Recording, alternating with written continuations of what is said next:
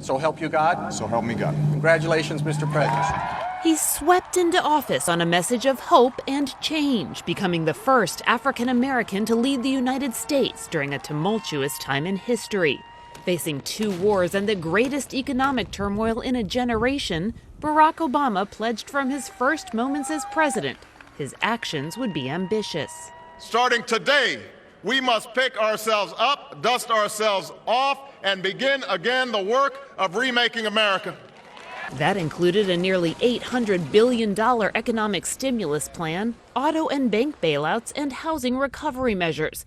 He passed a massive Wall Street reform package, revised interrogation policies, and announced plans to draw down American troops in Iraq.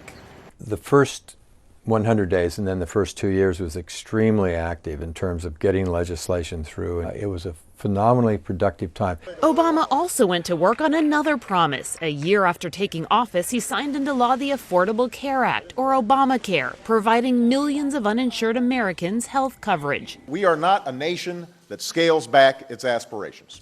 But Obama's long list of legislative achievements felt to many a pattern of government overreach, and it came at a price. Over the next few years, Democrats would lose both the House and the Senate, stalling Obama's agenda and setting up a collision course with Congress that would in many ways define the rest of his presidency. Obama would not have the opportunity subsequently to enact anything like the kinds of landmark legislative policy accomplishments that he did in the first 2 years. From immigration to energy to environmental protections, Obama issued executive orders and a record number of regulations, avoiding Congress to advance his agenda. He did things that were pretty controversial.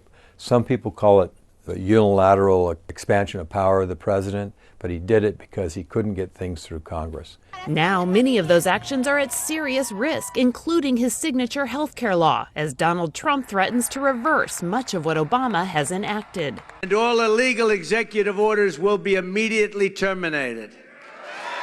Obama's frustrations in office didn't end with Congress. The first black president presided over a period of increasing racial unrest in the country.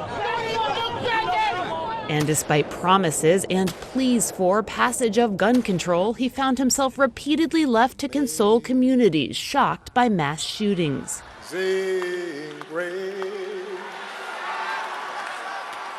how sweet the sound. Internationally, Obama oversaw the death of Osama bin Laden and ushered in a new era of diplomacy. He reestablished long-severed ties with Cuba and signed a historic nuclear deal with Iran. But Obama will leave office having failed to pass the Trans-Pacific Trade Partnership he's championed. His promise to shut down the Guantanamo Bay prison remains unfulfilled, and he'll pass on a still threatening Islamic State group and a raging civil war in Syria. It has been one of the hardest issues that I've faced as president. That he's been helpless to stop. While true perspective on Obama's legacy will take time, historians say despite a series of disappointments during his tenure, Obama will be remembered as a notable leader. People had hope and change that we would get out of the recession, get out of the wars, and he promised to do that, and he did, really. That layered with his legacy as the first African-American president, plus the dignity and composure that he showed within office, I don't think there's any danger of Obama being forgotten. God bless you, and God bless the United States of America. Kelly Daschle, Associated Press.